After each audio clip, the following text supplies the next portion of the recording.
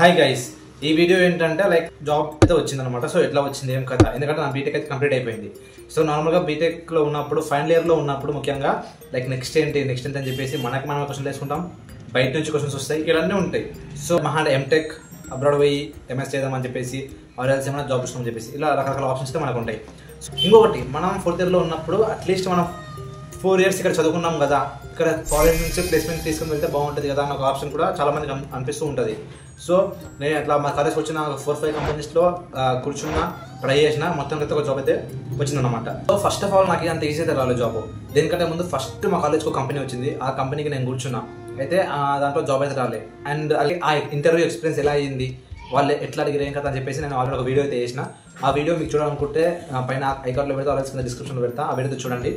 My first interview experience in my college అని చెప్పేసి అసలు ఏంటి, నా జాబ్ ఎట్లా వచ్చింది, ఇంత గేమ్ కంపెనీ ఏంటి, అసలు విషయం ప్రాసెస్ ఏంటి, ఇదల్లా చెప్పే ముందు ఈ వీడియో ఫస్ట్ టైం చూసినట్లయితే, నా ఛానల్కి ఫస్ట్ టైం వచ్చినట్లయితే మన ఛానల్ సబ్స్క్రైబ్ చేయండి. అండ్ వీడియో మీకు నచ్చితే, ఒకవేళ మీకు ఇన్ఫర్మేటివ్ అనిపిస్తే లైక్ కొట్టండి. అండ్ మధ్యలో ఎంటర్టైన్మెంట్ వీడియోస్ వస్తుంటాయి, అండ్ మీకు పక్కా ఎడ్యుకేషన్ రిలేటెడ్ వీడియోస్ అయితే నా ఛానల్లో వస్తూ ఉంటాయి. కాబట్టి సబ్స్క్రైబ్ చేయడం మర్చిపోకండి. అండ్ మనం టాపిక్లోకి వెళ్ళిపోతాం.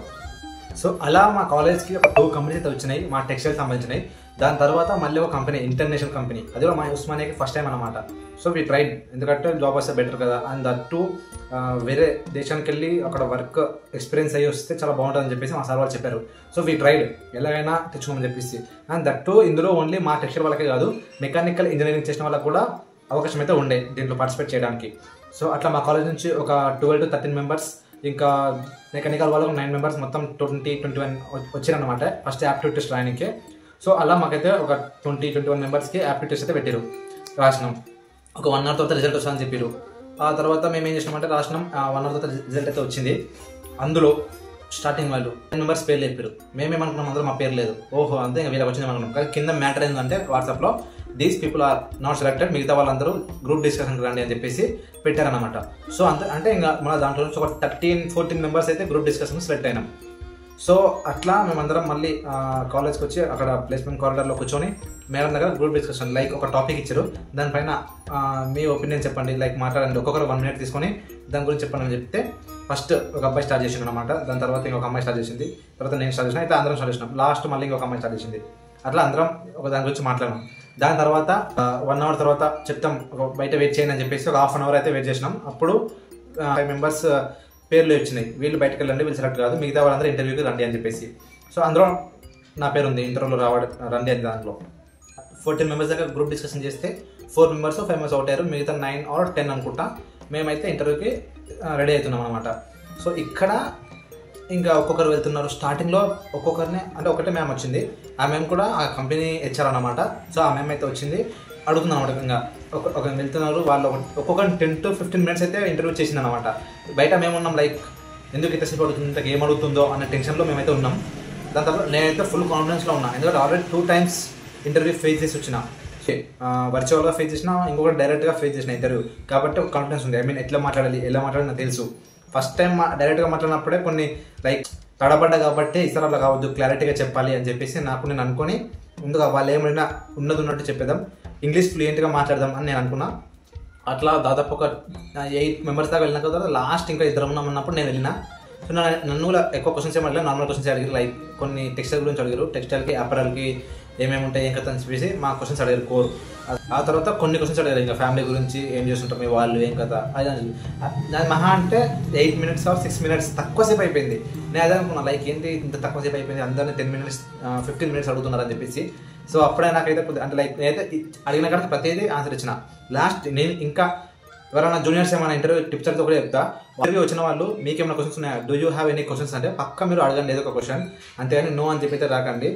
ఏదో ఒక క్వశ్చన్, లైక్ ఇప్పుడు ఎంప్లాయర్స్కి ఏమేమి ఉంటాయి, ఏం ఫెసిలిటీస్ ఉంటాయి, ఒక ఎంప్లాయర్ గ్రోత్ ఎట్లా ఉంటుంది, ఇట్లా మంచిగా వాళ్ళకైతే క్వశ్చన్స్ అడగండి.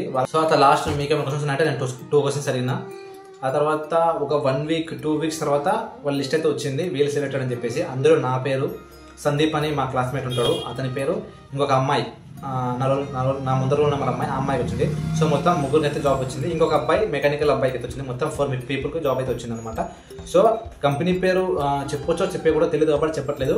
బట్ కంట్రీ అయితే జోర్డాన్. ఈ కంట్రీ ఎక్కడ ఉంటుంది అంటే మన ఇరాన్కి దగ్గరలో ఉంది. సో లైక్ అంటే ఓకే కొద్దిగా భయం అయితే అనిపించింది స్టార్టింగ్లో, బికాస్ ఇట్స్ ఇస్లామిక్ ఏరియా, అది ఇస్లామిక్ కంట్రీ కాబట్టి భయం అయితే అనిపించింది. బట్ కొందరి ద్వారా తెలుసుకున్నా లైక్ ఓకే వెళ్తే మంచిగానే ఉండొచ్చు, ఎక్స్పీరియన్స్ బాగుంటుంది అంట అక్కడ. కాకపోతే కాస్ట్ ఆఫ్ లివింగ్ ఎక్కువ అంట, లైక్ ఏమన్నా బయటికి వెళ్ళి ఖర్చులు చేయాలంటే చాలా ఎక్కువ అంట. బట్ ఎనీవే మనం అయితే ఎక్స్పీరియన్స్ కావాలి, ఖర్చులు వెళ్తే వెళ్ళని అనుకున్నాం అని మేము ముగ్గురం అనుకున్నాం. అలా శాలరీ కూడా చెప్పొచ్చో లేదో అంటే వాళ్ళు రీసెంట్లీ మొన్ననే రిలీజ్ చేశారు ఆఫర్ లెటర్, దాంట్లో శాలరీ ఎక్కడ మీరు రివీల్ చేయకూడదు అని చెప్పేసి అక్కడ వాళ్ళు మెన్షన్ చేశారు కాబట్టి చెప్పలేకపోతున్నా. కాకపోతే ఓకే మేమైతే అక్కడ నార్మల్ లైఫ్ బతకడానికి సరిపడా అయితే వాళ్ళ అమౌంట్ అయితే శాలరీ అయితే ఇస్తున్నారు. ఆఫ్టర్ 6 months తర్వాత మా పర్ఫార్మెన్స్ బట్టి వాళ్ళు ఇంక్రీజ్ చేస్తే చేస్తాం అని చెప్పేసి దాంట్లో అయితే వాళ్ళు మెన్షన్ చేశారు. సో ఒకటే భయం ఏంటంటే ఇంకా ఇంటర్నేషనల్ అంటే ఐ మీన్ చాలా లాంగ్ కదా, జార్డన్ కంట్రీ అంటే ఇరాన్ పక్కల కంట్రీ. సో అదొక్కటి భయం అంతే. కాకపోతే ఏ ధైర్యం చేసుకొని వెళ్తే ఫ్యూచర్ బాగుంటుందా అని చెప్పేసి మా సార్ వాళ్ళు కానీ ఇంకా చాలామంది చెప్పారు. సో అందుకోసం మేము వెళ్ళడానికి సిద్ధపడ్డాం, నేను ఇంకా ఇద్దరు మా ఫ్రెండ్స్ కూడా. ఇది నాకు జాబ్ రావడానికి అయిన ప్రాసెస్ మొత్తం. సో జాబ్ వచ్చిన తర్వాత అదొక ధైర్యం ఉండే, కాలేజ్లో ఉన్నప్పుడు కూడా అట్లీస్ట్ ఓకే ఏది రాకపోయినా నాకు ఒక జాబ్ అయితే వచ్చింది, ఒకవేళ ఇది చేయకపోయినా నేను వేరేది కూడా ఫేస్ చేయగలుగుతా అన్నంత ఒక ధైర్యం అయితే వచ్చింది. ఆ తర్వాత ఒక మ్యాక్సిమం చేద్దామనే ఉంది, ఒకవేళ చేయకపోయినా వేరే ఇంటర్వ్యూ ఫేస్ చేయొచ్చు అనే ధైర్యం అయితే వస్తుంది అనమాట. అండ్ ఎప్పుడు జాయినింగ్, ఎప్పుడు జాబ్, ఎప్పుడు వెళ్ళాలి అంటే వాళ్ళైతే ఇంకా ఏం కూడా చెప్పలేదు అనమాట. లైక్ ఇప్పుడు వీసా ప్రాసెస్లో ఉంది, ఆల్రెడీ నేను పాస్పోర్ట్ అయితే తీసుకున్నా, లైక్ ఆ ప్రాసెస్ మొత్తం కంప్లీట్ అయింది, పాస్పోర్ట్ నాకైతే వచ్చేసింది. ఇప్పుడు కొన్ని వాళ్ళైతే సర్టిఫికేట్ సెండ్ చేయండి అని చెప్పేసి మెయిల్ అయితే చేశారు. సో నేను కూడా దానికి లైక్ నా మెమోస్ కానీ నా సర్టిఫికేట్స్ ఇంకా పీసీసీ పోలీస్ క్లియరెన్స్ సర్టిఫికేట్ కానీ ఇంకా అన్ని కూడా నేను రెడీ చేసి వాళ్ళకైతే మెయిల్ చేశాను. వాళ్ళు ఓకే మీ వీసా ప్రాసెస్లో ఉంది, వీసా మొత్తం కంప్లీట్ అయిన తర్వాత మీకు మేము రావాలని చెప్తామని చెప్పేసి వాళ్ళైతే చెప్పారు. కాకపోతే ఒక ప్రాబ్లం అంటే ఇంకొక 2 years కాంట్రాక్ట్ ఉందన్నమాట మాకు. అంటే ఒక్కసారి వెళ్తే పక్క 2 years అక్కడ చేయాలి. ఒకవేళ మధ్యలో వచ్చేస్తామని చెప్తే వాళ్ళు అప్పటిదాకా మాకు పెట్టిన ఎక్స్పెన్సెస్ ఉంటాయి కదా అవైతే మేము వాళ్ళకి రిటర్న్ ఇవ్వాలి అంట, అంటే ఆఫర్ లెటర్ మెన్షన్ చేశారు. కాకపోతే ఒక డౌట్ ఏంటంటే వాళ్ళు మాకు కాలేజ్కి వచ్చి ప్రీ ప్లేస్మెంట్ టాక్ ఉంటుంది కదా, సో కంపెనీ గురించి చెప్పే ముందు వాళ్ళైతే ఈ కాంట్రాక్ట్ గురించి మాకైతే ఎక్స్ప్లెయిన్ చేయలేదు. లైక్ మా ఫ్రెండ్ అడిగిన కూడా మన కాంట్రాక్ట్ ఉందంటే ఇచ్చారు, మేమైతే కాంట్రాక్ట్ అంటే లేదు, బట్ మీరైతే సెలెక్ట్ అయితే మాత్రం మీరు వచ్చి వర్క్ చేయొచ్చు, ఆల్రెడీ ఎప్పుడన్నా మీరు అక్కడ నుంచి రిటర్న్ రావచ్చు అని చెప్పారు. బట్ ఆఫర్ లెటర్లో they mention that compulsory we should do 2 years. So ఏముంది 2 yearsగా. సో బికాస్ 2 years ఎక్స్పీరియన్స్ చేసి కూడా మాకు కూడా మళ్ళీ ఇండియాకి వచ్చిన తర్వాత నాలెడ్జ్ ఎక్కువ ఉంటుంది, మాకు కూడా ప్రాక్టికల్ నాలెడ్జ్. సో మేము కూడా అందుకే రెడీ అవుతున్నాం అనమాట. అండ్ మేము మా జూనియర్స్ని దృష్టిలో పెట్టుకొని కూడా వెళ్ళడానికి సిద్ధపడుతున్నాం. ఎందుకంటే లైక్ ఇప్పుడు అక్కడికి మేము వెళ్తేనే కదా, లైక్ ఇప్పుడు ఆల్రెడీ మమ్మల్ని సెలెక్ట్ చేసుకున్నారు, మేము వెళ్తేనే నెక్స్ట్ ఇయర్ మళ్ళీ మా జూనియర్స్ కోసం వాళ్ళు హైర్ చేయడానికి కాలేజ్కి వస్తారు. ఆల్రెడీ మేము ఒకవేళ ఇప్పుడే వెళ్ళకపోయినా ఆల్రెడీ ఇప్పుడే నెక్స్ట్ ఒకవేళ వెళ్ళి కూడా మళ్ళీ అక్కడ మధ్యలోనే వచ్చినా కూడా లైక్ వాళ్ళు నెక్స్ట్ ఇయర్ మా కాలేజ్కి రారు, హైర్ చేసుకోరు. సో అట్లా మళ్ళీ కాలేజెస్కి ప్లేస్మెంట్ తక్కువ అవుతుంది, మా జూనియర్స్కి ప్లేస్మెంట్స్ రావు. సో మా నుంచి మా జూనియర్స్ ఎందుకు సఫర్ అవ్వాలి, అట్లీస్ట్ వచ్చింది కదా వెళ్ళి ట్రై చేద్దాం, స్ట్రగుల్ అవుదాం, ఫేస్ అయితే చేద్దాం ఎట్లా ఉంటుందో అని చెప్పేసి రెడీ అయితే అవుతున్నాం. So maximum 1 year 2 year maximum 2 year ఉండడానికి ట్రై చేస్తాం. Because we want that work, మేము ఆ వర్క్ నేర్చుకోవాలి, అది మాకు మెయిన్ ప్రియారిటీ.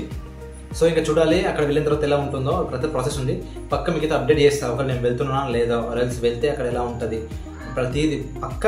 వేరే కంట్రీ వెళ్తే మనం వీడియోస్ చేయకుండా ఎలా ఉంటాం. సో మీకైతే అప్డేట్ చేస్తూ ఉంటాయి ఏంటి అనేది, నా జాబ్ అప్డేట్ కూడా. ఒకవేళ లేదు ఈ జాబ్ క్యాన్సిల్ అయింది, ఏమైనా వేరే జాబ్ ఎక్కుతున్నా అంటే కూడా పక్క మీకైతే అప్డేట్ చేస్తాను, because you are my family. Already నేను 1K రీచ్ అయినప్పుడు ఇప్పుడు ఇది యూట్యూబ్ అని 1K అనేది నా ఫ్యామిలీ అని చెప్పేసి మీకు అప్పుడే చెప్పిన. అందుకే నా పర్సనల్ నా జాబ్ది కూడా మీకు అందరికి షేర్ చేస్తున్నా.